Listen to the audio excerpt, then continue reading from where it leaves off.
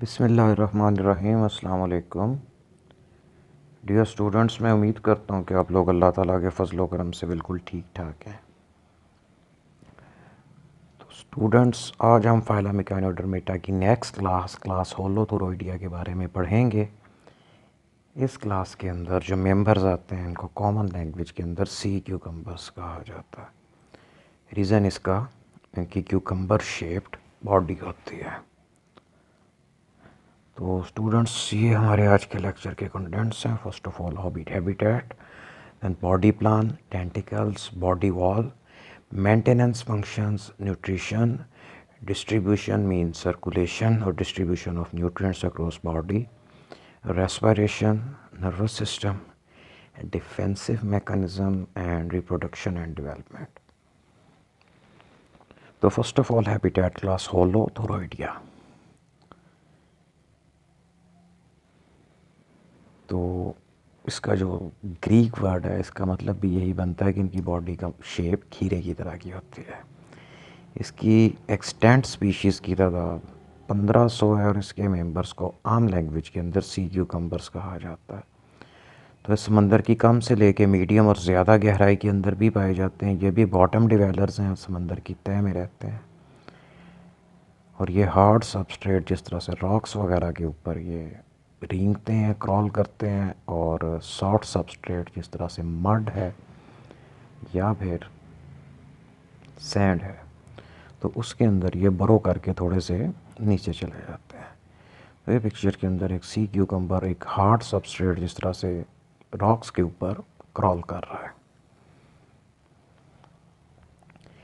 तो इनका body plan ये होता है कि इनके अंदर आर्म्स नहीं होते। बॉडी इनकी ओरल एबोरल एक्सिस पे एलोंगेटेड होती है, यानी कि खीरे की तरह की बॉडी। जिसके एक साइड पे इसका माउथ होता है वो इसका ओरल एंड हो गया, और जो इसकी ऑपोजिट साइड होती है वो इसका एबोरल एंड होता है।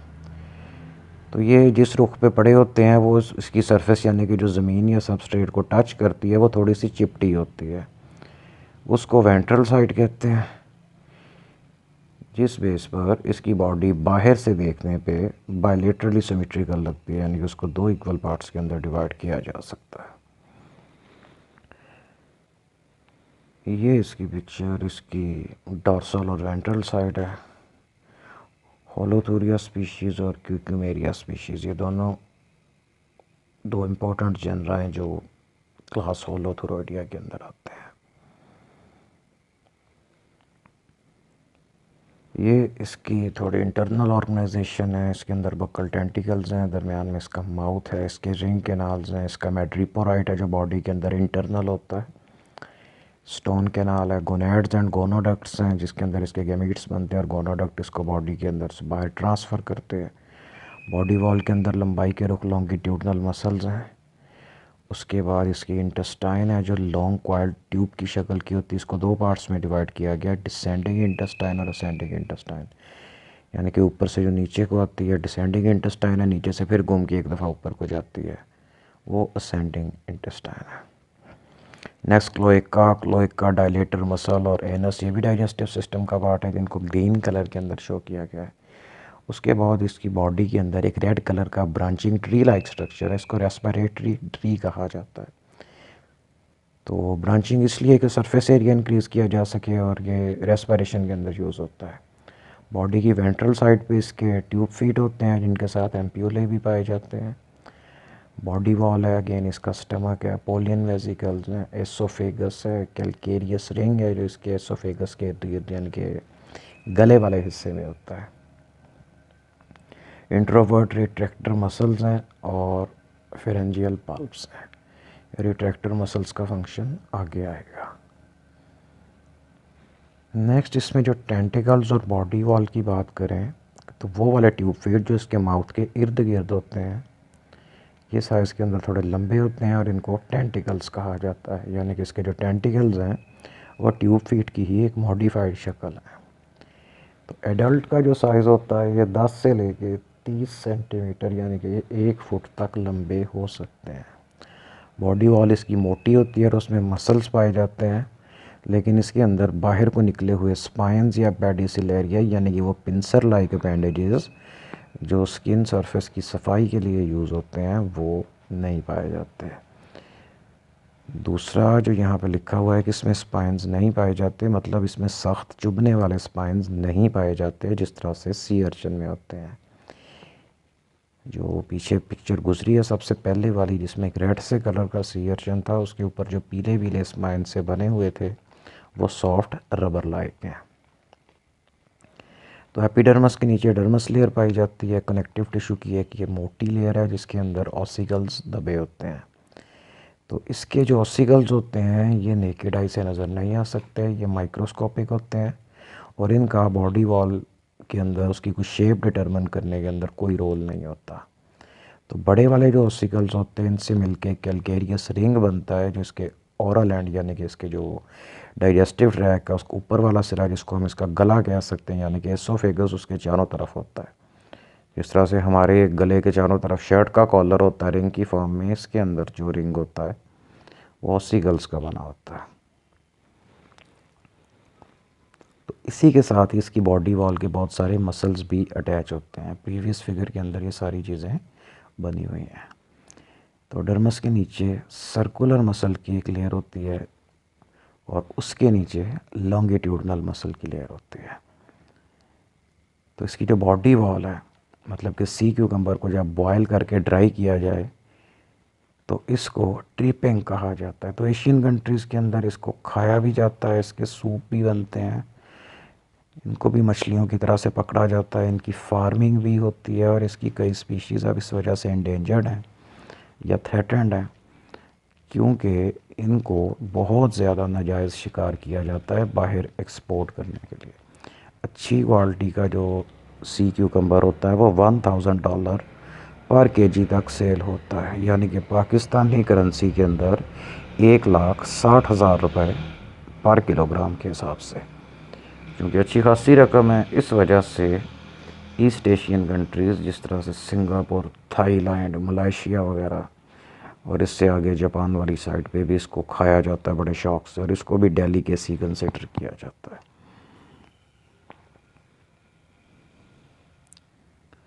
अगेन सी क्यूकम्बर का एक जनरल बॉडी प्लान जिसमें इसके ट्यूब, फीट, माउथ वगैरह, ओरल एबोरल एक्सिस नज़र आ रहे हैं।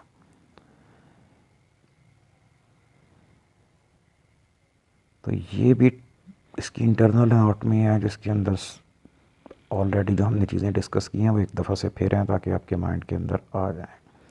यानी कि रिंग कैनाल है, फेरेंजियल बल्ब्स हैं, स्टोन कैनाल है, इंटरनल मेट्रीपोर है या मेट्रीपोराइट, इसकी एसोफेगस है, पोलियन वेसिकल्स हैं, डॉर्सल और वेंट्रल मिसेंट्रीज हैं, एनस, क्लोएका और क्लोएकल मसल्स, ये डाइजेस्टिव सिस्टम के साथ ही एसोसिएटेड होते हैं। इसकी इंटेस्टाइन जो ब्राउन कलर से बनी हुई है और कॉइल्ड है। लेफ़्ट और राइट रेस्पिरेटरी ट्रीज़ हैं जिनको ब्लू कलर में दिखाया गया है। अंदर जितनी भी जगह खाली वाइट है ये इसकी सिलोम या बॉडी कैविटी है। उसके बाद इसका स्टमक, गोनेड्स एंड गोनोडक्ट्स। नेक्स्ट इसमें वाटर कैनाल सिस्टम। तो इसके अंदर जो मेट्रीपोराइट होता है ये इंटरनल होता है और जो वाटर वास्कुलर सिस्टम है उसके अंदर सिलोमिक फ्लूइड भरा होता है। रिंग कैनाल इसके ओरल एंड के इर्द गिर्द होती है और डाइजेस्टिव सिस्टम के चारों तरफ एक सर्कल की फॉर्म में उसको मतलब के कवर करती है। तो इससे 1 से लेके 10 तक और ऑर्गन्स बनते हैं, उनको पोलियन वेसिकल्स कहा जाता है। 5 इसमें रेडियल कैनाल होती हैं और वो कैनाल जो टेंटिकल्स को सिलोमिक फ्लूइड सप्लाई करती हैं जिसकी वजह से टेंटिकल्स को रिट्रैक्ट या एक्सटेंड किया जा सकता है, वो भी रिंग कैनाल से ही ब्रांच होकर निकलते हैं। इसके रेडियल कैनाल्स, ट्यूब फीट, इनके सक्शन कप्स और एम्प्यूली ये ओरल एबोरल पोल्स के अंदर ऐसे लंबी लंबी कतारों की शक्ल के अंदर होते हैं जैसे अपने प्रीवियस डायग्राम में देखे।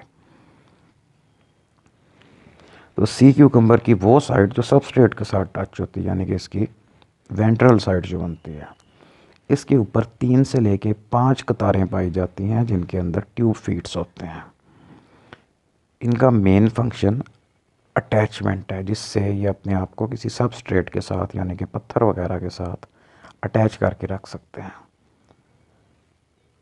तो कुछ इसकी स्पीशीज़ के अंदर जो इसकी अपर सरफेस यानी कि डॉर्सल सरफेस है वहाँ पे भी ट्यूब फीट्स की 2 कतारें पाई जाती हैं, लेकिन वो काम नहीं करते। कुछ के अंदर वो साइज़ के अंदर बहुत ज़्यादा रिड्यूस्ड यानी कि छोटे हो गए होते हैं, and they have lost their function, और कुछ के अंदर ये वैसे ही ख़त्म हो गए हैं, एब्सेंट है टोटली।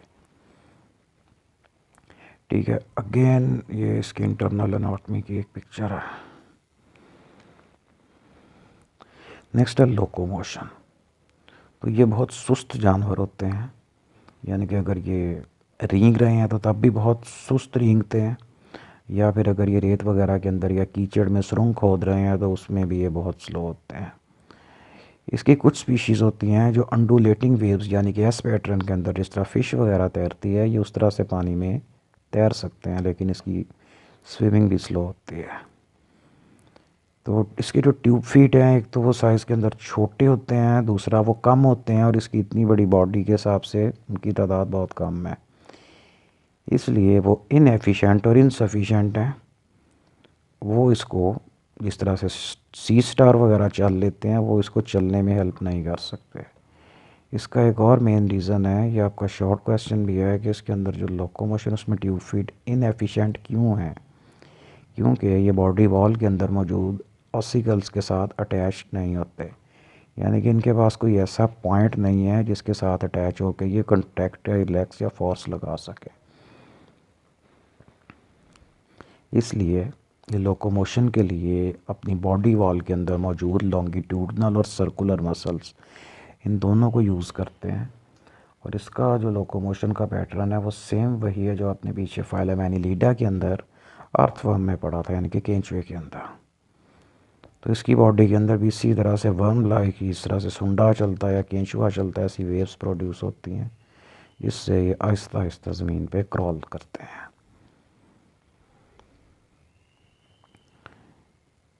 ठीक हो गया। अब इस पिक्चर के अंदर इसके टेंटिकल्स दिखाए गए हैं, इसका माउथ है, और ये जो इसकी वेंट्रल साइड बनती है, यहाँ पे इसके ट्यूब फीड जो कि लाइन की फॉर्म के अंदर अरेंज है।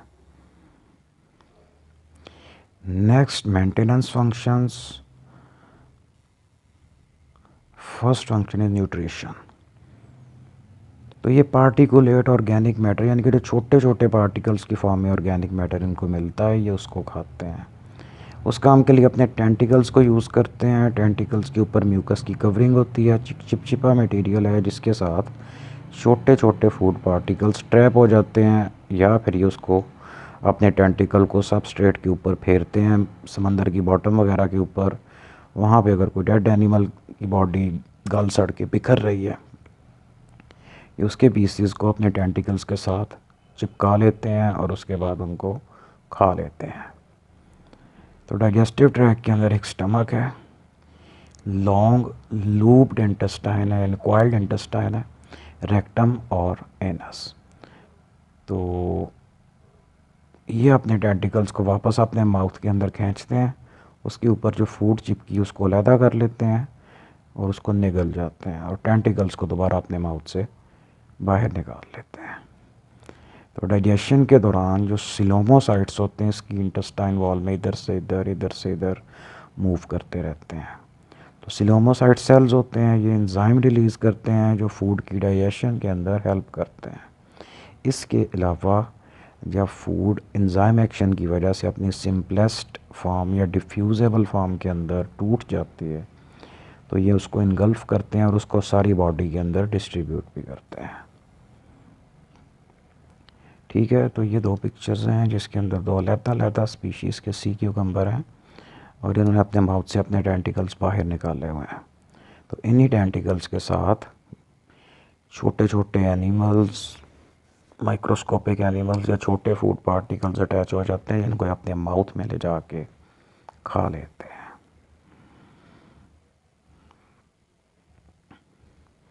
नेक्स्ट है डिस्ट्रीब्यूशन, यानी कि distribution of materials across the body.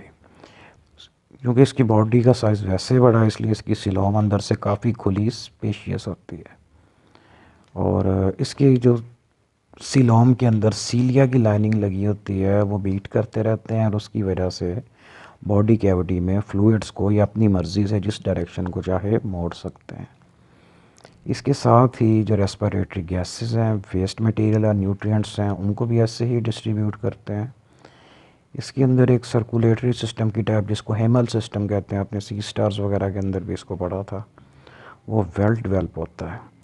इसके अंदर कंपैरेटिवली बड़े साइज़ की साइनसेस यानी कि बॉडी कैविटी में स्पेसेस होती हैं, उनके चैम्बर्स बने होते हैं, इनको साइनसेस कहा जाता है।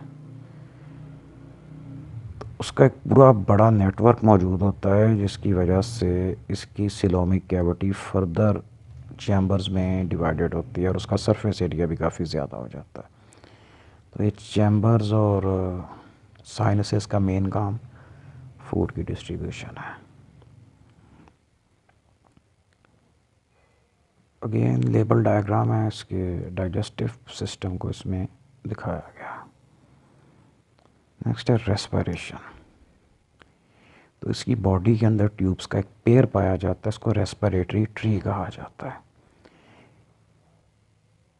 इसके जो मतलब ट्री का समझिए स्टेम है ना नीचे से, वो इसके रेक्टम के साथ दोनों साइड से एक एक अटैच होता है और उसकी ब्रांचिंग होती होती है सारी बॉडी कैविटी के अंदर फैला होता है।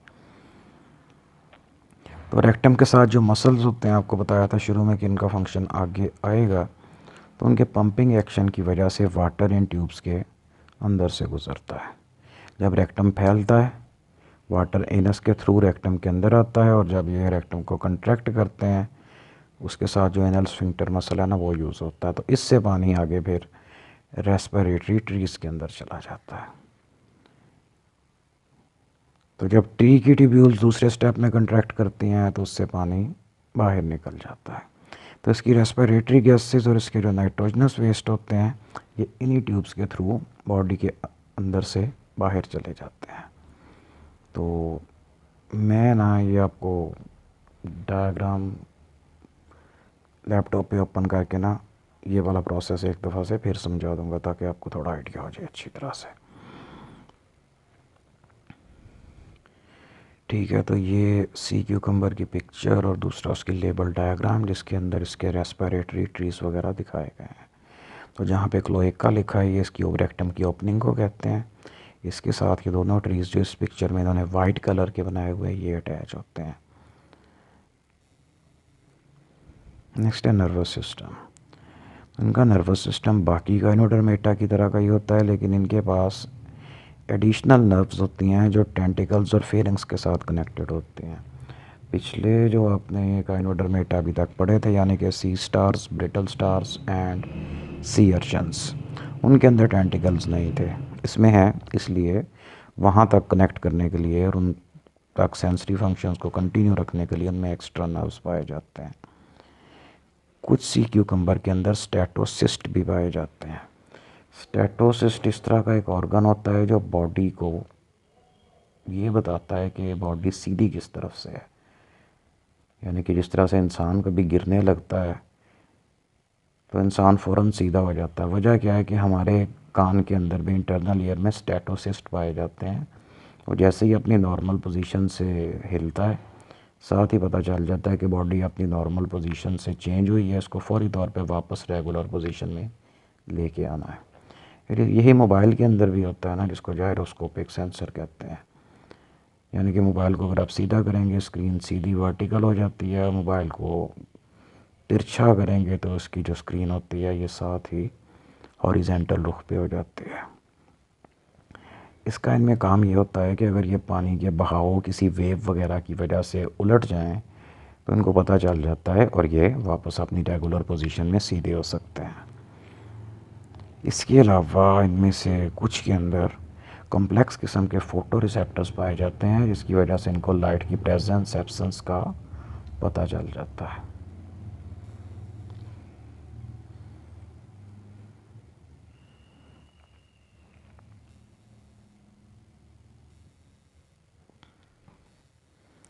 तो नेक्स्ट इसके अंदर जो पॉइंट है वो है डिफेंस अगेंस्ट प्रेडेटर्स।